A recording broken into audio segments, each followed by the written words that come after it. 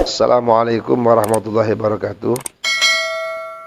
Tadi saya menyampaikan khutbah di Masjid Raya Al-Musyawarah Kelapa Gading yang bertemakan hikmah salat khusyuk dalam membangun pribadi umat Islam.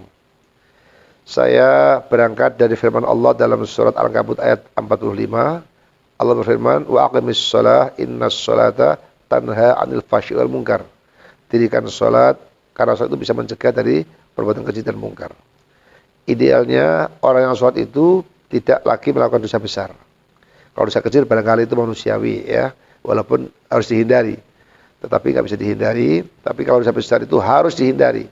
Tapi faktanya masih banyak orang yang sholat saat yang sama juga rajin berbuat dosa besar, berzina, korupsi, minuman keras dan sebagainya. Kenapa demikian? Karena menurut analisa kami, sholatnya belum benar, belum khusyuk. Itulah makanya saya mengajak bagaimana kita berusaha untuk meraih sholat khusyuk. Apa itu khusyuk? Al-khusyuk wa khudurul qalbi.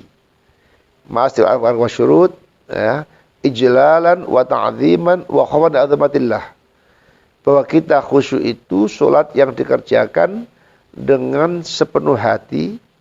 Kita hadir di dalam sholat kita, bukan hanya fisik, tapi juga rohani kita, karena merasa keagungan Allah Subhanahu wa Ta'ala. Maka di situ tidak hanya sekedar fikih yang mengajarkan as-sholah hiya aqwalun wa af'alun wa bitafwir wa takhlim, bukan hanya itu. Tapi lebih dari itu adalah as-sholah hiya as-silah wal liqa. Bagaimana sholat itu menjadi media pertemuan kita dengan Allah, media komunikasi dengan Allah Subhanahu wa Ta'ala. Bagaimana caranya? Itu sudah Allah jelaskan. Pertama, dalam surat Al-Baqarah 45, syarat mutlak untuk khusyuk itu adalah harus beriman. Ya. Karena di situ Allah mengatakan orang yang khusyuk adalah orang-orang yang yakin, hakul yakin bahwa kelak mereka bertemu Allah untuk melaporkan aktivitasnya di dunia ini dan kembali kepada itu untuk menerima amal balasan amal perbuatan tersebut. Jadi itu iman modal utama. Yang kedua, untuk khusyuk itu perlu tazkiyatun nafas, pensucian jiwa. Qad aflaha man tazakka wa dzakara asma rabbih fasalla. Artinya apa? Sebelum sholat itu harus ada upaya tazkiyatun nafas. Bagaimana usaha kita at-takhalli an sifatil madhmumah wa at-tahallus bil muda wa tajlil bariyah. Maka di situ Al-Ghazali mengatakan bahwa pertama, i'lam anal khusyuk tamaratul iman, berarti yakin. Khusyuk itu buah dari iman. Ya, maka di situ pentingnya iman. Yang kedua, beliau mengatakan untuk bisa khusyuk itu perlu 4 tingkatan thaharah. Lit-thaharati arba'a maratib, ya. Ada thaharatun badan, anin najasat wal hadas.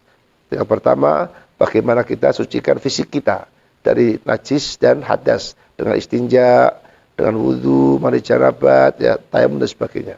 Yang kedua, thaharatun nafsi anidz-dzunub wal atham. Sucikan diri kita dosa-dosa. Setiap kali kita berdosa, yang dosa itu mendirona ala qulubihim, menjadi flek hitam, hijab antara kita dan Allah. Ya, maka perlu dibersihkan dengan taubat dan nasuha. Yang ketiga, bersihkan rohani kita sebagai telah.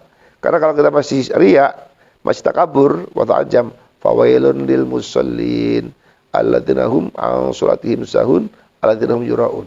Harus kita bersihkan. Yang paling tinggi tuharatus sir amma siwallah.